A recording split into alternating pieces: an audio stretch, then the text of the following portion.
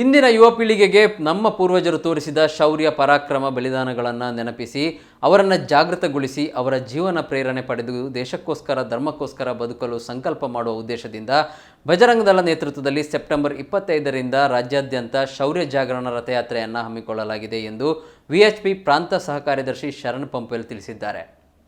ಮಂಗಳೂರಿನಲ್ಲಿ ಕರೆದ ಸುದ್ದಿಗೋಷ್ಠಿಯಲ್ಲಿ ಅವರು ಮಾತನಾಡಿದರು. ಶೌರ್ಯ ಜಾಗರಣ ರಥಯಾತ್ರೆ ಸೆಪ್ಟೆಂಬರ್ 25ರಂದು ಚಿತ್ರದುರ್ಗದಲ್ಲಿ ಉದ್ಘಾಟನೆಗೊಳ್ಳಲಿದ್ದು ಅಕ್ಟೋಬರ್ 10ರಂದು ಉಡುಪಿಯಲ್ಲಿ ಸಮಾರೋಪ ಸಮಾರಂಭ ನಡೆಯಲಿದೆ. ಚಿತ್ರದುರ್ಗ ಮತ್ತು ಸೆಪ್ಟೆಂಬರ್ 21ರಂದು ಉದ್ಘಾಟನೆಗೊಂಡು ದಾವಣಗೆರೆ, ಶಿವಮೊಗ್ಗ, ಸಾಗರ, ಶೃಂಗೇರಿ, ಬಾಳೆಹೊನ್ನೂರು, ಚಿಕ್ಕಮಗಳೂರು, ಹಾಸನ, ತುಮಕೂರು, ಚಿಕ್ಕಬಳ್ಳಾಪುರ, ದೊಡ್ಡಬಳ್ಳಾಪುರ, ಮಂಡ್ಯ, ಮೈಸೂರು, ಕೊಡಗು, ಸುಳ್ಯ, ಪುತ್ತೂರು, ಮಂಗಳೂರು ಮೂಲಕ ಉಡುಪಿಯಲ್ಲಿ ಅಕ್ಟೋಬರ್ 10ರಂದು ಸಮಾರೋಪಗೊಳ್ಳಲಿದೆ.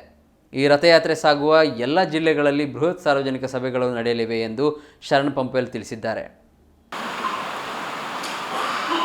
ಪರಾಕಿಯರ ವಿರುದ್ಧ ಧೈರ್ಯ ಸಾಹಸದಿಂದ ಹೋರಾಟ ಮಾಡಿದಂತಹ ಶೌರ್ಯ ಮರದ ಗಂಡು ಮೆಟ್ಟಿದ ನಾಡು ಚಿತ್ರದುರ್ಗ.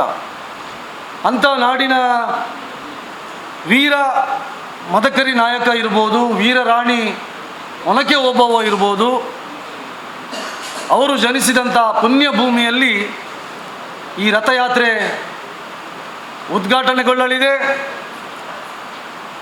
ಮುಂದುವರಿದು ದಾವಣಗೆರೆ, ಶಿವಮೊಗ್ಗ, ಸಾಗರ, ಶೃಂಗೇರಿ, ಚಿಕ್ಕಮಗಳೂರು, ಹಾಸನ, ತುಮಕೂರು, ದೊಡ್ಡಬಳ್ಳಾಪುರ, ಚಿಕ್ಕಬಳ್ಳಾಪುರ, ಬೆಂಗಳೂರು, ಅಲ್ಲಿಂದ ಮಂಡ್ಯ, ಮೈಸೂರು, ಕೊಡಗು ಮೂಲಕ ದಕ್ಷಿಣ ಕನ್ನಡ ಜಿಲ್ಲೆಗೆ ಪ್ರವೇಶಿಸಲಿದೆ.